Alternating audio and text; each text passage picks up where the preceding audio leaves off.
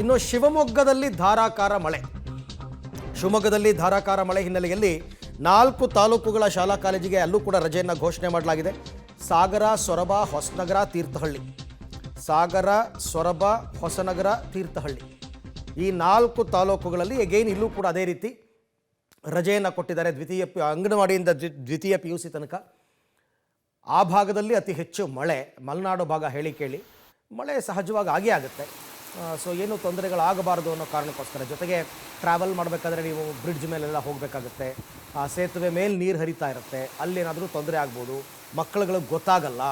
So ಈ ಎಲ್ಲ ಕಾರಣಗಳಿಂದಾಗಿ ಇವಾಗ ರಜೆ ಘೋಷಣೆ ಆಗಿರ್ತಕ್ಕಂಥದ್ದು. ಶಿವಮೊಗ್ಗ ಜಿಲ್ಲೆಯಲ್ಲಿ ಕೂಡ 4 ಪ್ರಮುಖ ತಾಲೂಕುಗಳು, ಆ 4 ತಾಲೂಕುಗಳಿಗೆ ಈಗ ಸದ್ಯಕ್ಕೆ ರಜೆಯನ್ನು ಕೊಟ್ಟಿದ್ದಾರೆ.